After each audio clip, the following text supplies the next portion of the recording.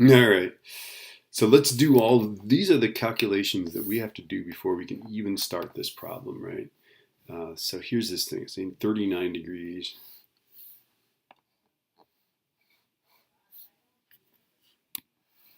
Right, here's 39 degrees. Remember that, so this is 4.5 kilograms, right? Remember that the force of gravity is going to act down on this thing, right? So mg is this way, right? And then there's a component of gravity parallel to the plane and one perpendicular to the plane, okay? The parallel component is opposite this angle here. Since this is a hypotenuse, it's mg sine theta, right? And then the perpendicular component, the component of gravity perpendicular is mg cos theta. And that's because this side is adjacent to that, right? We're doing SOHCAHTOA here is what we're doing basically. Okay. So the first player is the parallel component of gravity, which always acts down the plane. That's going to be mg sine theta. Okay, so that is equal to 4.5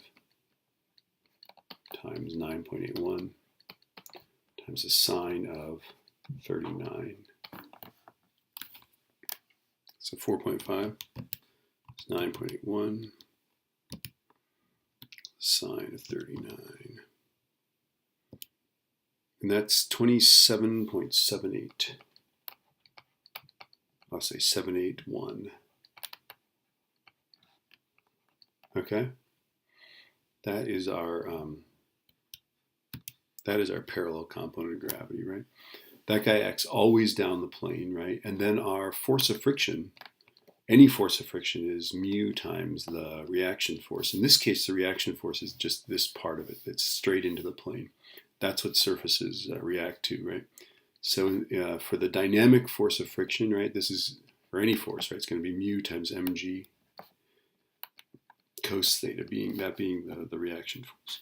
Okay, so for the kinetic or dynamic, right? This is another word that means dynamic. Okay, the force of friction dynamic is going to be 0.215 times 4.5 times 9.81 times cos of 39. Okay, here we go.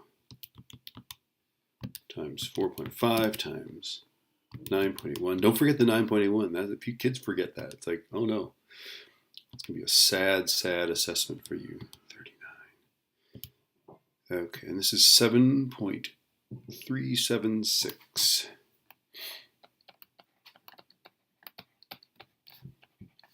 Okay, and then this is, of course, a dynamic friction, which will oppose the slide. So this one is down the plane, right?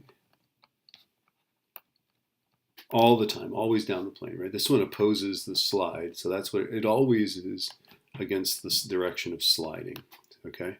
So if I'm sliding up the plane, it's down the plane. If we're sliding down the plane, it's up the plane. Okay, and then our force of friction, our static force of friction, the max. Okay, the maximum that it can be is 0.365 times 4.5 times 9.81 times cos 39. All right, let's go second entry. And let's change that to a 0.365. And that's 12.52. Now, if this thing, if this problem doesn't ask this, but if it did ask, will it stay on the plane? You would cite this. You'd say, well, the parallel force trying to make it go down the plane is 27.781, and the maximum that it could prevent that is 12.52, and so the maximum is not big enough to prevent this, right? Parallel force is bigger than the static friction. It would not stay on the plane. It would slide, okay? Let's see what questions this thing asks, though. Let's go on.